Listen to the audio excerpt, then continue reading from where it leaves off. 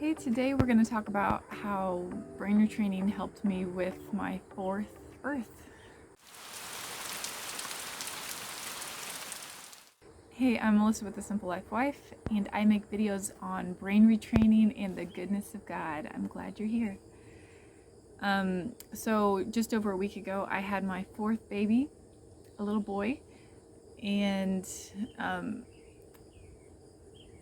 this is the first birth I've had since brain retraining. So I just thought I would talk about it a little bit and if it influenced the labor part of it all or not, and all that stuff. So let's see. To kind of understand what I was mentally going through, I'll have to backtrack a little bit. My first one, I attempted to, my first child, I attempted to go naturally and not have an epidural. I had a doula, I had all the things, and basically everything that could have gone wrong went wrong. She was in the wrong position. I could go through many things. Hemorrhaging, I ended up getting mastitis. The baby wasn't gaining weight. I mean, basically it was just a perfect storm. And I had a lot of trauma surrounding that time period, definitely. And I'm not naming a lot of the things. And so I did end up getting an epidural actually. And I would always, my doula left me, it was just all the things. I could go into all the negatives, but I just need to say that so you can understand where I was kind of mentally with this one. So definitely traumatized from that first one. And then my second two, I was induced and had epidurals, so they actually went fine as far as that goes. And so I just figured I would just do epidurals from now on and just avoid anything natural because it was scary. And anyway, this one, I just started having this, I felt like I couldn't, and I think that's why I started having this I realized I had this lingering desire to have a baby naturally. When I say naturally, I mean no epidural. And just not because I feel like I had to or something, but just to kind of prove to myself that I could do it, I think. But I was so fearful of it that I wouldn't even admit it, that I even wanted that. I was just, because there was so much pain the first time around. And yeah, all the things. And it really took a lot of heart searching to even figure out what I was feeling. It was just kind of this deep desire to, I don't know if it was to prove to myself or to not live in fear, I think is what it really came down to, because brain retraining has taught me not to live in fear. And so the first thing was one of my brain retraining friends, Mary, told me about the Bradley method. And if you are a brain retraining person, actually if you're any person, I highly suggest the book Natural Birth the Bradley Way, and just reading the relaxation portion especially. And it's just a really good book, and I feel like it fits really well with brain retraining because you're learning to not listen to what your body wants to do, like fight the contractions, but it's kind of a mind over matter thing. And you choose to relax, and you choose to think of the higher good and the basically truth. So you say things like, my body's working for me, and just completely relax, and that way your body can do better what it needs to do, and then it doesn't hurt as much. So that helped me tremendously, and I really think it fits really. I think over this past year plus that I've been doing brain retraining, I think that really helped me get into that Bradley method mindset of I can do this mind over matter thing. Like just focusing on a higher truth, I guess, instead of giving into the fears. That's the big thing. When you give into the fears is when it starts to spiral, and that's so true. And so that's the first thing that I think brain retraining really helped me with, was just to be able to do the Bradley method. And people after I had the baby were like, whoa, when you came in I thought you were sleeping, and then next thing I know you're having the baby.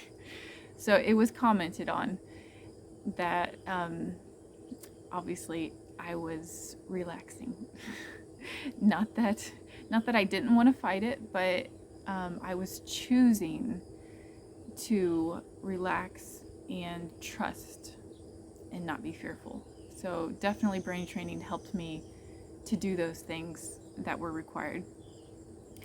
And so another friend, a brain training friend, Kim, I finally admitted, she's the only person I admitted to, I think, that I wanted to try to go without an epidural. Like, I couldn't even admit it to anybody, because then I felt like I'd be a failure if I didn't do it. And she handled that so well, and she made me feel like I definitely wouldn't be a failure if I had an epidural. It's totally okay, but she helped me work through my fears, because she knows, she's been doing this brain training stuff, and she had a baby through brain training.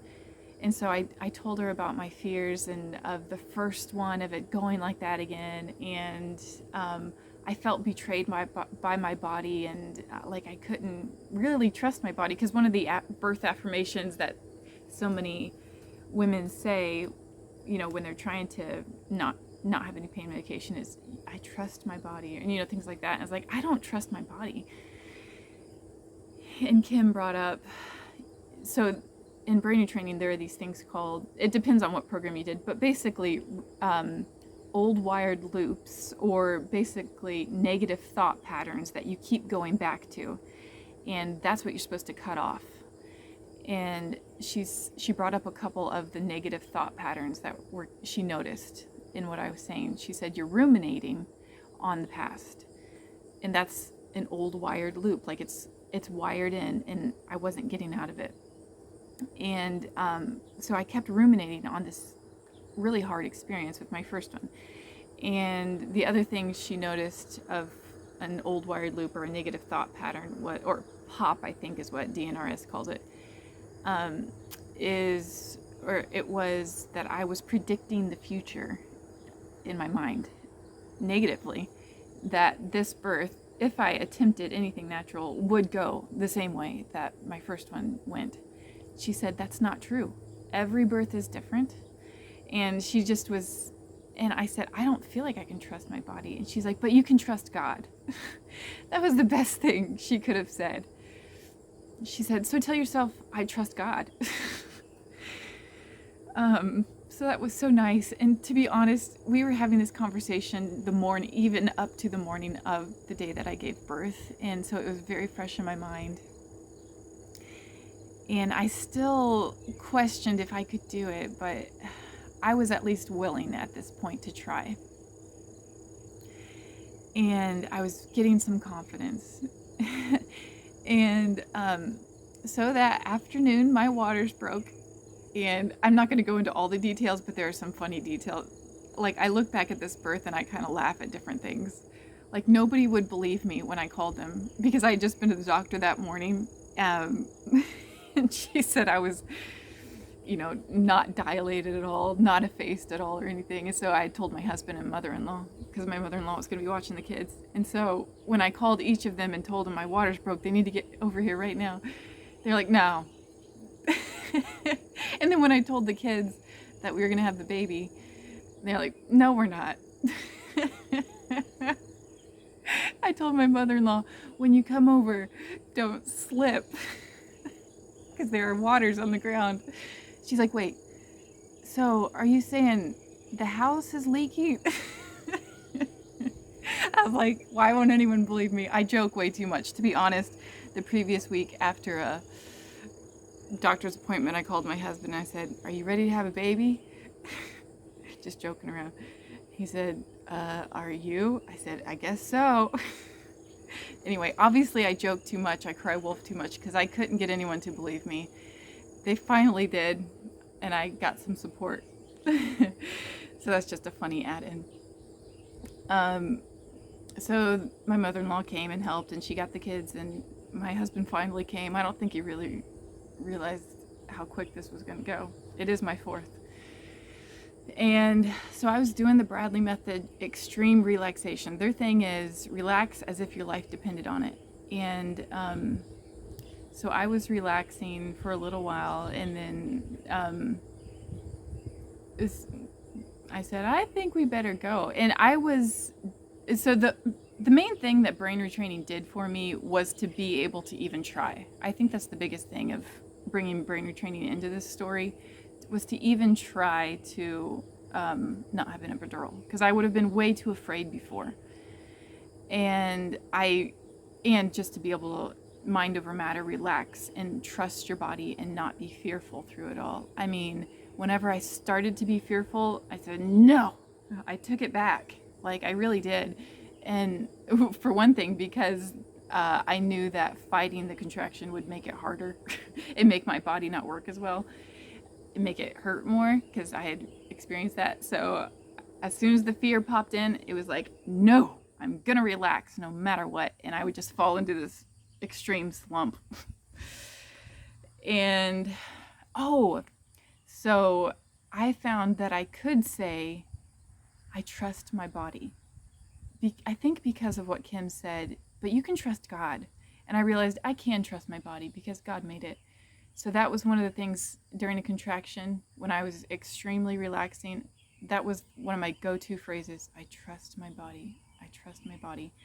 And the other one is, every person that's ever done one of Bria's programs, Bria Kitchen's programs, is going to know this phrase: all is well and all will be well. And those two things, I trust my body and all is well and all will be well, those were my contraction go-tos.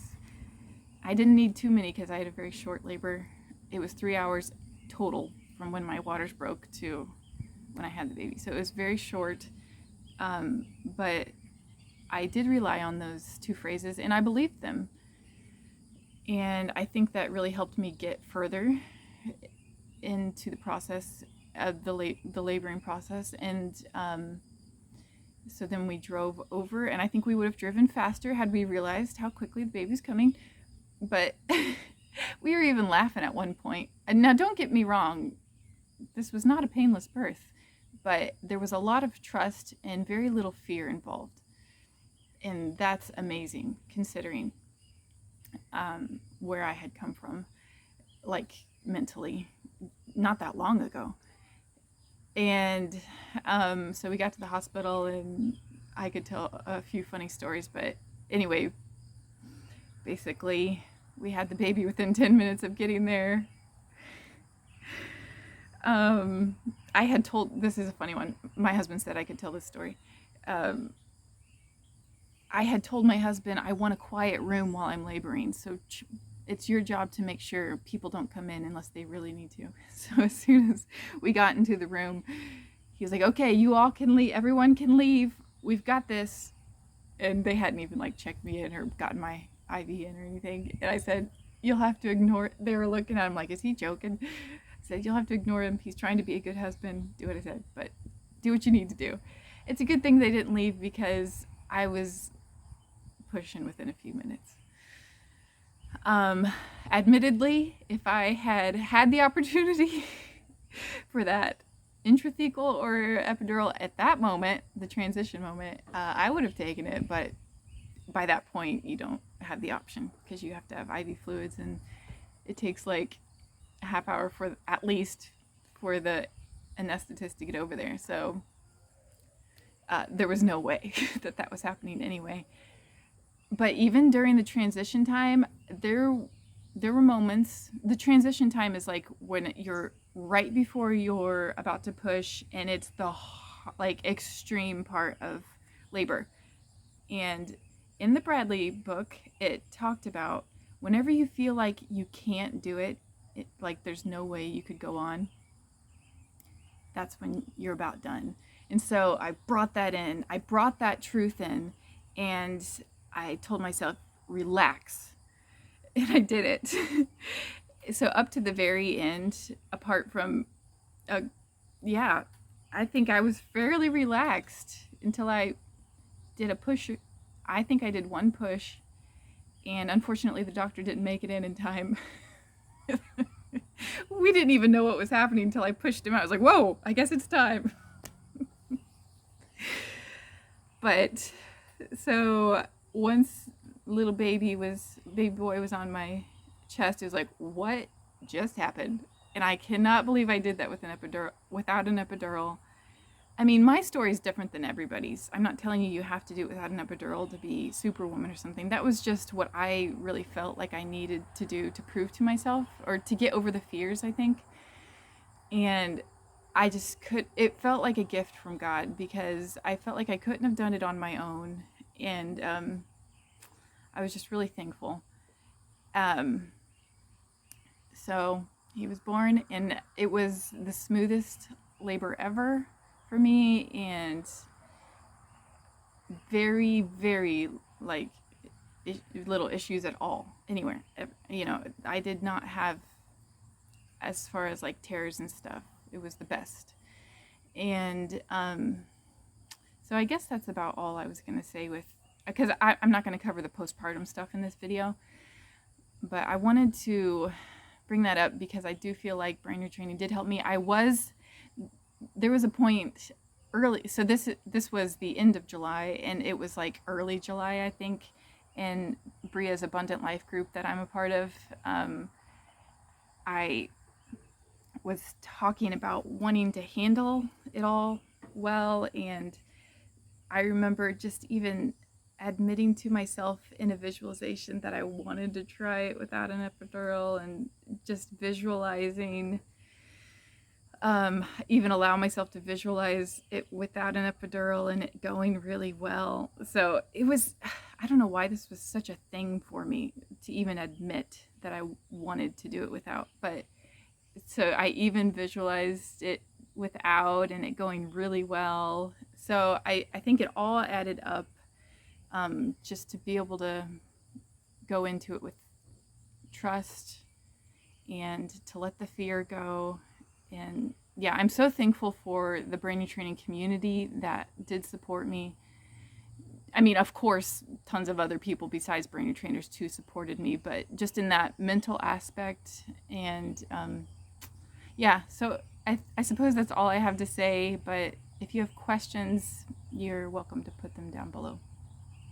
All right, thanks for watching, guys. See you next time.